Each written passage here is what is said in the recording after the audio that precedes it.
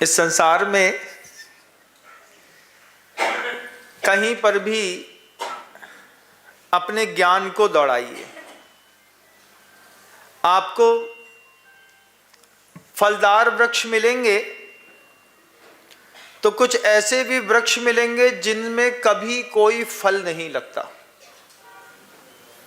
कितने सारे पेड़ ऐसे हैं जो बहुत फल देते हैं, बहुत सारे पेड़ ऐसे होंगे एक भी फल नहीं लगता, सिर्फ उंगते हैं, बने रहते हैं, लेकिन कुछ दे नहीं पाते। ऐसे ही बहुत सारे ऐसे फूल होंगे जो सुंदर बहुत दिखते हैं लेकिन उसमें खुशबू नहीं रहती।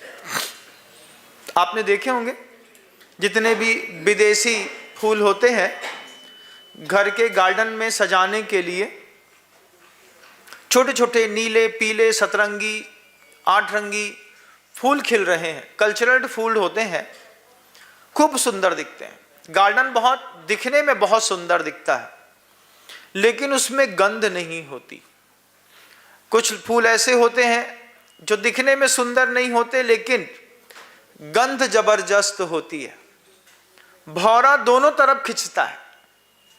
जिन फूलों में गंध नहीं होती वो सुंदरता के कारण भौरा खिंच जाता है, वहां पे जाकर के बैठता है और उसको भी थोड़ा बहुत पराग लेकर के शिफ्ट कर देता है। लेकिन जिसमें खुशबू होती है भौरा उसमें बैठ करके मरना पसंद करता है। जैसे अलग अलग प्रकार के पुष्प हैं, अलग अलग प्रकार के वृक्ष हैं, फलदार भी हैं, फल नहीं देने वाले भी हैं, कुछ कांटेदार वृक्ष भी हैं जिनको देख के ही डर लगता है कि भगवान ने ये कितने कांटेदार वृक्ष क्यों बनाए। लेकिन संसार में सब प्रकृति की लोग हैं। ऐसे ही संसार में सब प्रकार के धर्म भी हैं। कैसे कैसे धर्मों में जीवन है, आप आश्चर्य मानिए। रोड में साल में 1-2 बार मौका मिलता होगा, लोग तलवार लेकर के अपने ही शरीर पे घाव करते हैं और खूब मारते हैं, इधर से आगे पीछे ऊपर नीचे ब्लेड काटते हैं। वे भी धर्मात्मा हैं, वे अपने हिसाब से धर्म कर रहे हैं। उनको भी किसी ने सिखाया है, पेट से तो वो भी वो चीज सीख करके नहीं आए थे। लेकिन कैसे बिना फल वाले धर्म में प्रवेश मिल जाता है। ऐसे ऐसे धर्म भी मिल जाते हैं, शराब पिए बिना न भगवान मानता है न भक्त मानता है, दोनों गंजेड़ी हैं। उनको भी गांजा चाहिए, हमको भी गांजा चाहिए। जबकि वैदिक और सनातनी परंपरा में भी व्यसन मुक्त साधु जीवन माना गया है। लेकिन प्रभु का नाम लेकर के वो लेना शुरू कर देते हैं। अभी रास्ते में विहार कर रहा था तो इतना धुत था वो कि वो उठ भी नहीं पा रहा था। मिथ्यात्व का कैसा जबरदस्त प्रभाव रहता है। ये शब्द भी सब धर्मों में है।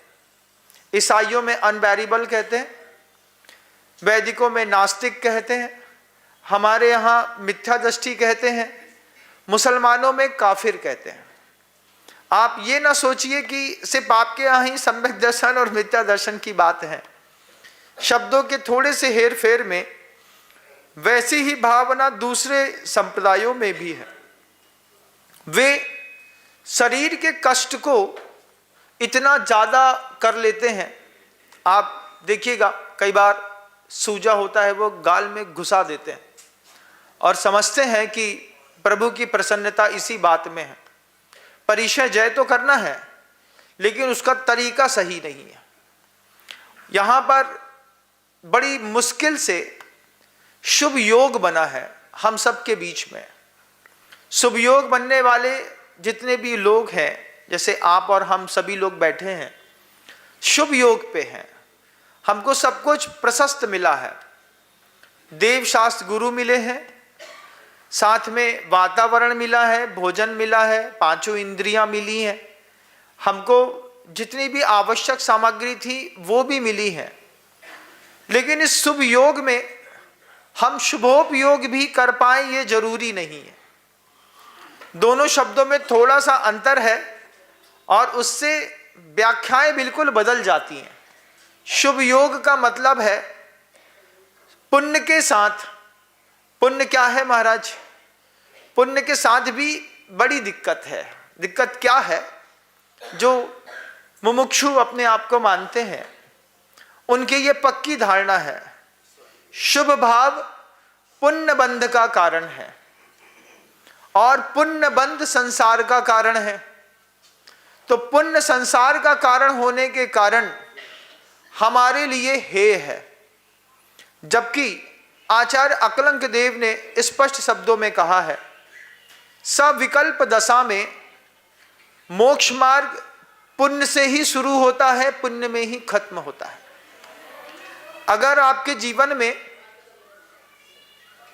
सविकल्प दशा है, सविकल्प दशा वाले मोक्ष मार्गी जो होते हैं वे हमेशा पुण्य बंध का सहारा लेकर के चलते हैं।